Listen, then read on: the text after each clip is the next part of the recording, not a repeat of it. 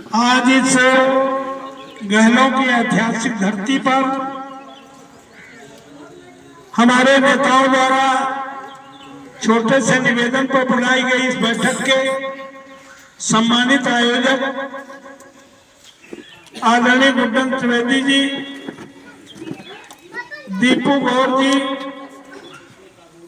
इस कार्यक्रम में उपस्थित राम बाबू सखवार जी, गेंदालाल वर्मा जी, राकेश पाल जी, छुटकन सखवार जी, फिटमैन टेलर जी, KM दिवाकर जी, राम प्रकाश त्रिवेदी जी, दद्दू यादव जी, नथु चौरसिया जी, सन्ना कठेरिया जी, जंग बहादुर सखवार जी, नन्हे कठेरिया जी, इम्तियाज खान जी, पिंटू पाल जी, कप्तान सक्सेना जी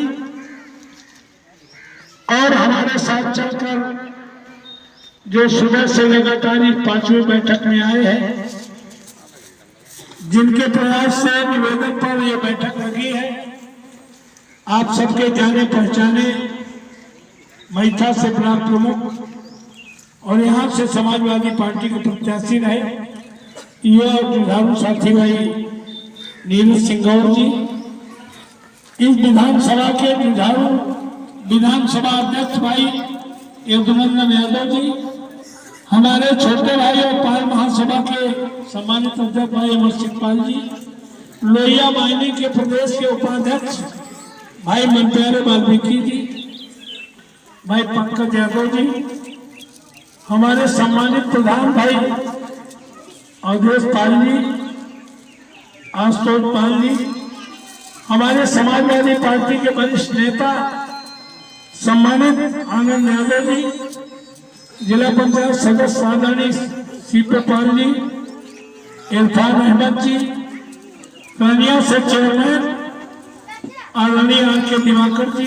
सुरेश सक्सेना जी, आशुतोष जी, मनबीर पाल एडवोकेट जी, सम्मानित यहाँ पर उपस्थित सभी साथियों, हमारे अनुसूचित जाति प्रकोष्ठ के जिलाध्यक्ष आदरणीय रंजन पासवान जी, सम्मानित बुजुर्गों, नौजवान दोस्तों, इसमें तमाम चेहरे ऐसे हैं जो 1996, 98, 99 और जब तक हमें पार्लियामेंट भेज नहीं दिया तब तक लगातार न थके न रुके न छके हमें पार्लियामेंट में 2004 में पहली बार MP बनाने का था।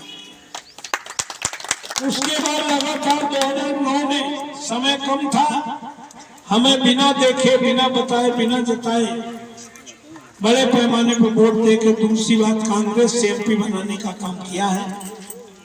और आज फिर 2024 में वो चेहरे में यहाँ दिखाई दे रहे हैं जिनकी बेस पर हम राजनीति में खड़े हैं, वो फिर 2024 में भरोसा जताने के लिए आए हैं कि 2024 में फिर हम पार्लियामेंट भेजने का संकल्प लेके यहाँ पर बैठे हैं। उन सभी साथियों का मैं समाजवादी पार्टी की ओर से आप सभी का हार्दिक स्वागत करता हूँ, वंदन करता हूँ, अभिनंदन करता हूँ और सामने बैठे माताओं का भी हार्दिक स्वागत करता हूँ। मुझे कोई लंबी चौड़ी बात नहीं करनी, हमें आप 25-30 साल से जानते हैं। अगर इस गली से गुजरता हूँ, नाखन पूर्वा जा रहा हूँ, चरेला पूर्वा जा रहा हूँ, कहीं भी जा रहा हूँ, तो यहाँ हमारे जिम्मेदार साथी जो साइकिल की रिपेयर वाला हो या जब रास्ते में 4 लोग मिल जाते हैं तो हम उतर के जय भीम करने का काम जरूर करते हैं। क्यों भाई, करते हैं कि नहीं करते? तो इसलिए आज कुछ बातें खास कहनी है। 2 बार हम MP रह चुके हैं, MLA रह चुके हैं। आज ये चुनाव 2024 का चुनाव से अलग चुनाव है। उस समय के नेताओं में नींव थी, नियत थी, नैतिकता थी। आज जो मौजूदा सरकार है उसमें न नीत है, न नियत है, न नैतिकता है। वो तो चालक के उस फार्मूले पर चल रहे, साम दाम दंड भेद, चाहे जो करना पड़े, शहीदों को मरवाना पड़े, सैनिकों को मरवाना पड़े, हिंदू मुस्लिम में बांटना पड़े, भाई भाई को अलग करना पड़े, लेकिन हम चुनाव जीते उस नीति पे चल रहे हैं। 2009 में जब आपने हमें बिना मिले बिना देखे उस भरोसे पर वोट करने का काम किया था, यूपीए 2 में कांग्रेस की गवर्नमेंट थी, समाजवादी पार्टी साथ में थी, तब फूड सिक्योरिटी बिल पास हुआ। भोजन के अधिकार का कानून पार्लियामेंट में पास किया। खाद्य सुरक्षा अधिनियम 2013 उसको कहा जाता है। ये कानून किसने बनाया? कांग्रेस ने बनाया, समाजवादी पार्टी गठबंधन में थी। उस समय 5 किलो राशन का दाम 2 रुपए किलो गेहूं और 3 किलो चावल, 3 रुपए किलो चावल रखा गया, जो 12 और 13 रुपए होते हैं। पहले फ्री के अनाज के बारे में समझ तो लो कि ये फ्री का अनाज है कि ये आपका अधिकार है। 12-13 रुपए तो इसलिए रखे गए थे कि आपको ये न लगे कि फ्री का राशन मिल रहा है, छूट का राशन मिल रहा है।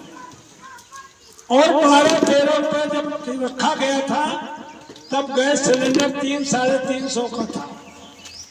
आज की तारीख में 1100 का है। तुमसे 800 रुपए लेके 12-13 रुपए माफ कर रहे हैं और मोदी जी हाथ फैला कर रहे हैं 80 करोड़ लोगों को हम फ्री का अनाज दे रहे हैं। ये फ्री का अनाज कोई कृपा और भीख नहीं है, ये तुम्हारा पार्लियामेंट में पास किए गए कानून के तहत अधिकार है। इसको कृपा भीख एहसान मानने की जरूरत नहीं है, इसे अधिकार समझ के खाने की जरूरत है।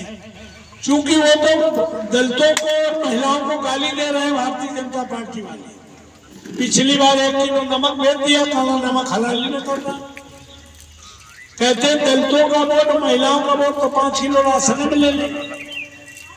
तो भाई, तो हम आपसे कहने आए कि ये आपका अधिकार है, इसके बदले वोट देने की जरूरत नहीं है। 2024 का चुनाव बड़ा अहम चुनाव है। आप देख रहे हो कि सारे नेता डरे हुए हैं। पूरे देश का नेता जो मोदी जी के खिलाफ बोलने की कोशिश करता है, उसके घर सीबीआई, ईडी भेजकर मुकदमा लिख के उसे जेल में डालने की कोशिश की जा रही है, लोगों को तोड़ा जा रहा है। अगर कोई नहीं डर रहा है तो इस देश में एक ही नेता है जो कश्मीर से कन्याकुमारी तक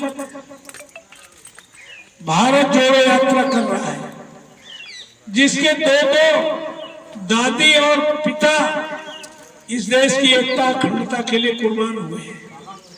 दूसरा नेता जो उत्तर प्रदेश में आदरणीय की मोदी जी के रथ को रोकने में सक्षम है, उस नेता का नाम अखिलेश यादव है और उस पार्टी का नाम समाजवादी पार्टी। जब ये 2 नेता मिले हैं तो मोदी जी को बेचैनी हुई है कि कहीं उत्तर प्रदेश से हमारा रथ रुक न जाए, कहीं हमारी कुर्सी छिन न जाए, तो हमारे नेता के खिलाफ सीबीआई जांच शुरू कर दी। आदरणीय मोदी जी सीबीआई की जांच करावे, ईडी भेजे, कुछ भी कर लें, माननीय अखिलेश यादव और समाजवादी पार्टी का नेता डरने वाला नहीं है। राहुल गांधी डरने वाले नहीं है। यही 2 नेता हैं जिन पर पूरे देश को भरोसा हुआ है। कब भरोसा हुआ है? मुसलमानों को बड़े पैमाने पर डराया जा रहा है। जिस दिन से इंडिया गठबंधन हुआ है, मुसलमान भाइयों को भरोसा हुआ है कि अगर मोदी जी को हराने में कोई सक्षम होगा तो इंडिया गठबंधन होगा। और बहनी की चुप्पी दलित समाज को परेशान कर रही है, क्योंकि वो पहले तो बोलती नहीं, अगर बोलती है तो सपा और कांग्रेस के खिलाफ बोलती है। वो डरी हुई है। हमारे नेता ने कहा है इंडिया गठबंधन में आने के लिए निमंत्रण दिया गया, वो आ जाए, अभी सूचना के बाद आ जाए तो बहुत अच्छी बात है। अगर ना आई तो डर के वो कैंडिडेट देने का काम करेंगे जो इंडिया गठबंधन को वोट कम कर सके और भारतीय जनता पार्टी को जीत में मदद कर सके। तो हम ये कहने आए हैं कि ये चुनाव बंटने का चुनाव नहीं कि कुछ बसपा में चले जाओ, कुछ इंडिया गठबंधन में चले जाओ, कुछ बीजेपी में चले जाओ। ये चुनाव संविधान बचाने के लिए एकजुट रहने का चुनाव। ये चुनाव डरने का चुनाव नहीं है, डटने का चुनाव है। इसलिए बाबा साहब अम्बेडकर का संविधान तो बदला जा चुका है, हम लोग नहीं जानते। आदरणीय मोदी जी ने नया संसद भवन बनाया है, और उसमें तुमने सुना होगा संग्राम की स्थापना की है, जो राजदंड का प्रतीक है, लोकतंत्र का प्रतीक है। राजदंड की स्थापना हो गई है, नए संसद भवन में वो दंड रख दिया है।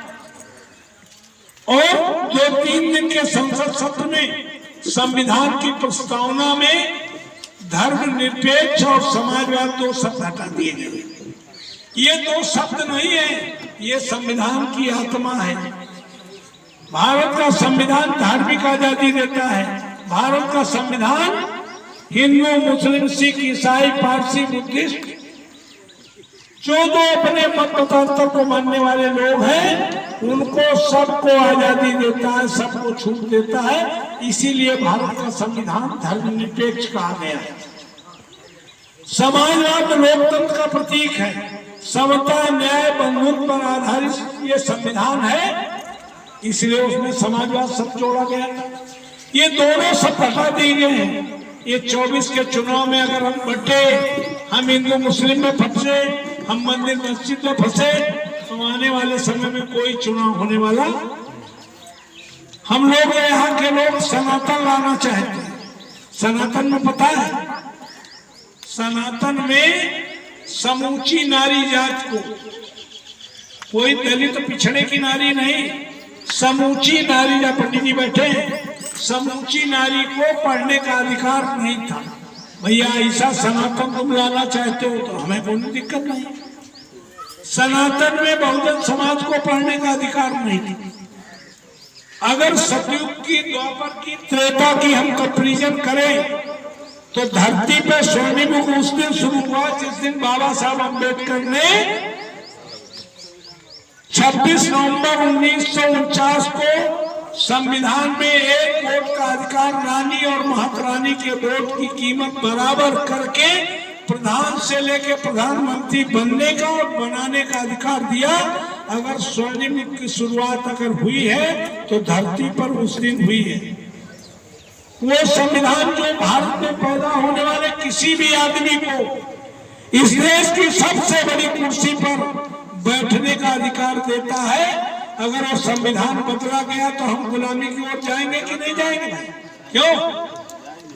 तो इसलिए हम आपसे निवेदन करने आए हैं, ये चुनाव सिर्फ और सिर्फ संविधान बचाने का चुनाव है। ये चुनाव बटने का चुनाव नहीं है, एकजुट रहने का चुनाव है। इसीलिए हमारे नेता माननीय अखिलेश यादव जी ने हमें कहा कि जनता भोली भाली है, वो संविधान बदल रहा है, ये नहीं समझ रही। 5 साल जब तक मैंने 26 नवंबर को जिस दिन बाबा साहब अम्बेडकर ने राजेंद्र प्रसाद जी को प्रथम राष्ट्रपति को संविधान सौंपा था, उस दिन माटी में संविधान बचाओ भागीदारी बरपाओ महारैली की थी। उन्होंने हमसे कहा 5 साहब इस रैली में न सारे लोग आए हैं, न सारे लोगों तक मैसेज जाएगा, महिलाओं तक मैसेज नहीं जाएगा। गांव-गांव जो चौपाल लगाइए, लोगों को जागरूक करिए कि संविधान खतरे में है। और 5 किलो जो राशन है वो कोई मोदी जी ने कानून नहीं बनाया है, वो कांग्रेस और समाजवादी पार्टी ने मिलकर कानून बनाने का काम किया है। वो भोजन का